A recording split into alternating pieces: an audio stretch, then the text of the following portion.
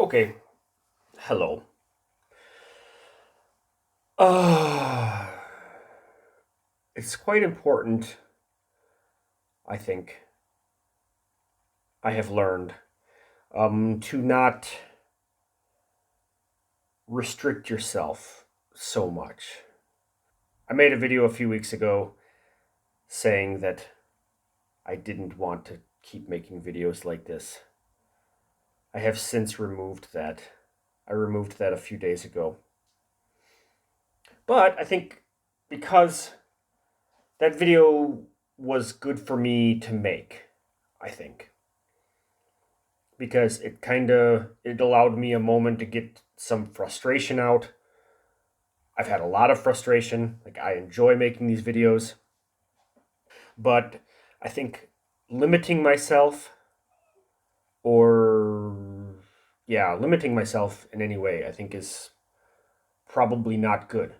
There's a nice group of you watching that prove over and over again that you will watch you will watch my video whatever I'm doing, and that is, what more could I ask for? So, like, yeah, that's kind of allowing me to do whatever I want, and you guys appreciate it. However, like, the algorithm type stuff is also not so bad, because in that video I made a couple weeks ago, someone commented that some of my thoughts and my viewpoints are really appreciated. Like, for example, that police video. Um, and like, maybe it is important for me to keep stuff like that. And so, um, today, this video, I want to talk a little bit about the German stare, the stereotype that is quite true. Um, but a lot of people make videos on this. I've seen a couple of them recently. Like, it seems to kind of make its rounds through the YouTubers, um, coming back to this topic, and how a lot of Germans have like this cold stare, typically in public, maybe when you're on the train or something, and they'll just stare at you, and it feels awkward. But I want to tell you a story, and I want to say that, like, I'm I don't fully understand this. I actually don't, like, yeah, lots of people stare. Germans kind of do it a little bit differently, but it's, to me, my perception of this is that, regarding the stare that other Americans talk about in their YouTube videos, it seems like a very just blank kind of, like, we all do this. Like, you just zone out. And that's kind of what I feel is happening most of the time. Since my teenage years, I'm used to people staring at me or giving me weird looks, because I grew up in a small town, and once I started getting into metal, doing some facial piercings, and as the tattoos came, most of my 20s I spent with blue hair, and a lot of it was cut like this. I ended up, for a while, it was a blue mohawk. And so I was in a small town of a few hundred people. Uh, I got a lot of weird looks. So, like, I'm used to getting weird looks, but at a different at such a different level. Like, I think here, those type of weird looks, like, here in Hanover, either people don't care because, um, I look differently. I don't have blue hair now, but I definitely stand out. Like when it's warm enough, like my t-shirts are basically all sleeveless. I cut the sleeves off. I wear shorts almost all year round.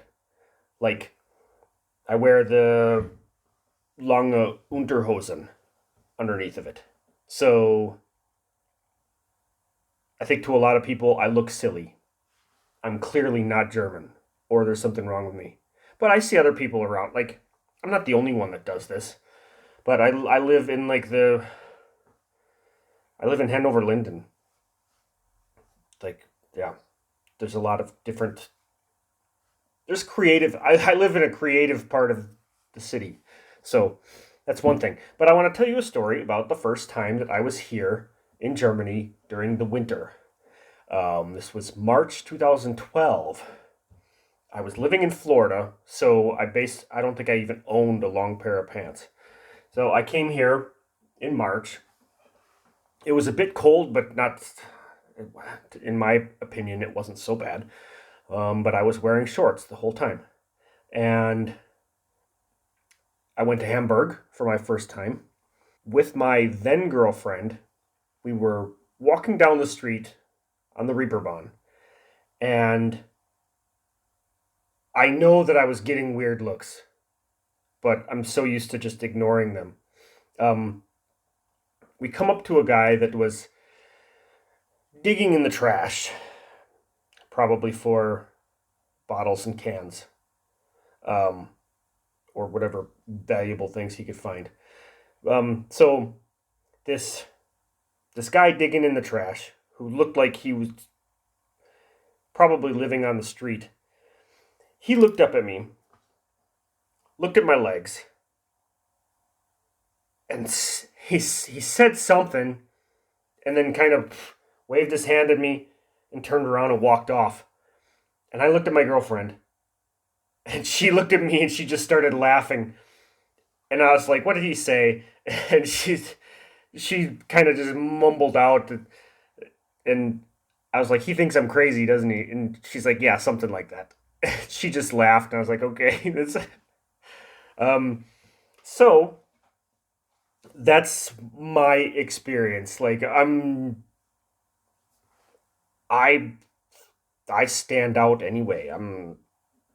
Yeah, like I don't like the judgmental looks. Um, yeah, it's like when Germans can be judgmental too, like because people here, I think people here more than in the US take pride in their appearance. So the clothes are nice, nice pants, nice shoes, well kept. Like I'm not a slob, but I like my style and I'm comfortable with it. A lot of the weird looks I'm used to having. And if I'm sitting on the tram and someone's staring at me, like I've got no problem just staring right back at them. So like I will kind of give a look, but yeah. So whatever it is with this German stare, I think they find you interesting or I think they're kind of zoning out and just like literally don't care because Germans are also very focused. So like I wouldn't doubt it if a lot of times like they got something on their mind and they're just looking forward. And if you happen to be in their view, then that's just the way it is. Because if you're not in their view, they don't notice you so many times because of that. The focused German has excellent tunnel vision. I will call that a character trait. So, so don't feel uncomfortable, my fellow Americans. When you come here and you see someone staring at you, just stare back at them.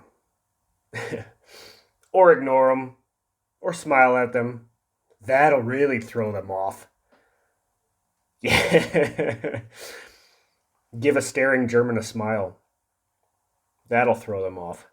And if they are really staring at you, they'll be like, oh, okay.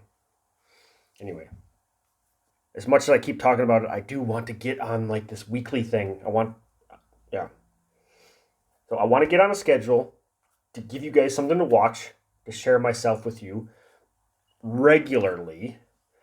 But as far as what the content will be, I can't limit myself because I'm too scatterbrained. Like tomorrow I might change my mind on something I'm too all over the place. But to the best of my ability, I want to share with you guys what I'm doing. And sometimes it'll just be thoughts in my head. And the best way to do that is sit in the comfort of my home and share with you the thoughts in my head. Yeah. So, thanks for watching. I appreciate you all. And until next time, bis nächste Mal. Cheers.